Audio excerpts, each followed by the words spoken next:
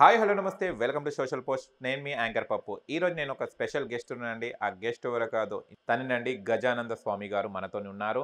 చాలా మెసేజెస్ ఇస్తుంటారు. ఆయన ఒక టెంపుల్కి కూడా అయితే వర్క్ చేయడం జరుగుతుంది. ఆయన ద్వారానే విషయాలు తెలుసుకోవడానికి ప్రయత్నిద్దాం. నమస్తే. నమస్తే. ఎలా ఉన్నారు? బాగున్నాను. స్వామి, ఇప్పుడు చాలా మంది గుడికి వస్తుంటారు, వెళ్తుంటారు. కానీ చాలా వరకు పూజ అయిన తర్వాత కొంతమంది గుడిలో కూర్చుంటుంటారు. అవును. అసలు గుడిలో ఎందుకు కూర్చోవాలి? గుడిలో ఎందుకు కూర్చోవాలా? తప్పకుండా తెలుసుకోవాలి ఇది. గుడిలో ఎందుకు కూర్చుంటాము అని అంటే, వచ్చి దర్శనం చేసుకుంటాం. అన్ని గుడిలో అసలు వచ్చేదే ఎందుకు? ప్రశాంతత కోసం. ఆ, ప్రశాంతంగా ఉండాలి. మనస్సు ఏదో టెన్షన్స్ ఉంటాయి. ఇంట్లో టెన్షన్స్ అని, బయట టెన్షన్స్ అని, ఆఫీస్ టెన్షన్స్ అని, ఇలా రకరకాలుగా ఉంటాయి టెన్షన్స్. అందరికీ ఉంటాయి. గుడిలో వస్తే ప్రశాంతంగా ఉంటుంది. ప్రశాంతంగా 3 ప్రదక్షిణాలు చేసుకొని, కూర్చొని భగవంతుని మనం చేసుకుంటాం కదా! ఏదైతే కరెక్ట్ చేసుకుంటున్నామో, ఏదైతే రాంగ్ మన జీవితంలో, నిత్య జీవితంలో ఏది రాంగు, ఏది రైటు అవన్నీ క్యాలిక్యులేట్ చేసుకోవడానికి మంచి ప్లేస్ గుడి. ఓకే. కూర్చొని హ్యాపీగా ఇలా ఉండాలి అని చెప్పేసి ప్రశాంతంగా కూర్చోవాలి. కూర్చున్నప్పుడు ఏమైనా అనుకొని కూర్చోవాలా, లేకుంటే యథావిధిగా కామన్గా కూర్చోవాలా? తప్పకుండా అనుకోవాలి. అలాగే కూర్చోవద్దు. ఇప్పుడు సపోజ్ ఎగ్జాంపుల్ శివుని దేవాలయానికి వెళ్ళారనుకోండి, అక్కడ ఓం నమ శివాయ, శివ పంచాక్షరి మంత్రాన్ని ఓం నమ శివాయ, ఓం నమ శివాయ అనుకుంటూ కూర్చోవాలి. దానికంటే పెద్ద మంత్రం ఏదీ లేదు. శివ పంచాక్షరి మంత్రం. ఓకే. ఒకవేళ సాయిబాబా గుడికి వచ్చిన వాళ్ళు ఏమనుకొని కూర్చోవాలి? ఓం సాయిరామ్. ఓం సాయిరామ్. ఓకే.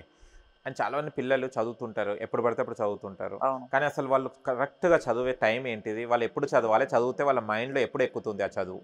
ఇప్పుడు ఇది కరెక్ట్ క్వశ్చన్ అండి. చాలా బాగా అడిగారు. ఏంటంటే మేము ఎప్పుడు చదువుకుంటాం? ఇప్పుడు ఇన్ని మంత్రాలు గుర్తుంటాయి అంటే మేము ఇప్పుడు బయట ఎన్ని మంత్రాలు చదువుతాం అంటే ఒక్కొక్కసారి అందరూ కూడా ఆశ్చర్యపోతారు కదా, ఇన్ని మంత్రాలు ఎలా గుర్తుంటాయి అని అడుగుతారు. ఇక చాలా మంది అడుగుతారు కూడా. అయితే అప్పుడు ఇక నేను చెప్తానన్నమాట. బ్రహ్మముహూర్తంలో చదువుకుంటాం. మేము ఎప్పుడు లేస్తుండే మేము? ఇప్పుడు పాఠశాలలో ఉన్నామే అనుకోండి, ఏ టైంకి లేస్తాం? మార్నింగ్ 4 o'clock లేస్తాం. 4 to 6 వరకు 2 hours కంపల్సరీ చదువుకుంటాం. ఆ చదువుకున్నదే జీవితాంతము మేము చనిపోయేదాకా గుర్తుంటాయి. అంటే ఎంత గ్రేట్ ఆ టైంలో చదువుకోవడం.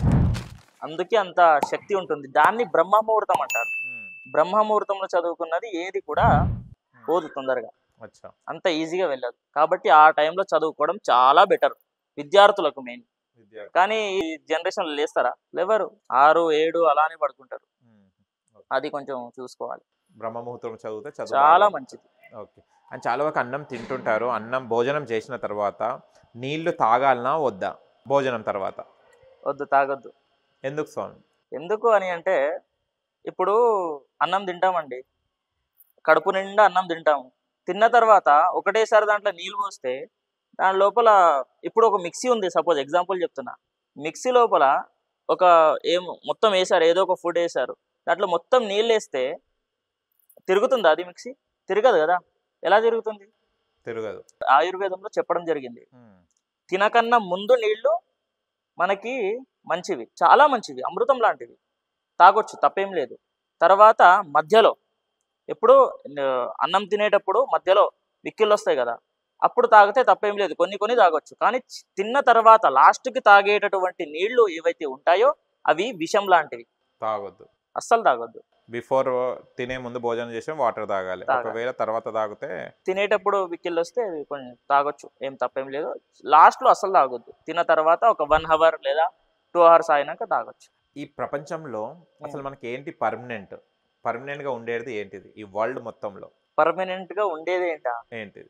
ఈ వరల్డ్ లో పర్మనెంట్ గా ఉండేది ఏంటి అని అంటే, మనమైతే శాశ్వతం కాదు. ఏది శాశ్వతం కాదు. డబ్బు శాశ్వతం కాదు, ఎప్పుడు పోతుందో తెలియదు. తర్వాత ఏది కూడా శాశ్వతం కాదు, ఒక్కటే శాశ్వతం. ఏంటి స్వామి? దేవుడు. దేవుడు ఈ స్థానం ఉంది, మనం కూర్చున్నాం. ఇప్పుడు ఏడ కూర్చున్నాం? టెంపుల్లో కూర్చున్నాం. మీరు పోతారు, ఇక్కడికి వెళ్ళి నేను పోతాను, ఇంకా ఇంకా ఇంకా ఇంకా జనరేషన్ వాళ్ళు అందరూ పోతారు. కానీ ఈ దేవాలయం ఇక్కడే ఉంటుంది. కాబట్టి దేవుడు శాశ్వతం. దేవుడు శాశ్వతం అంతే, ఏది శాశ్వతం కాదు. దేవుడు శాశ్వతం. ఓకే.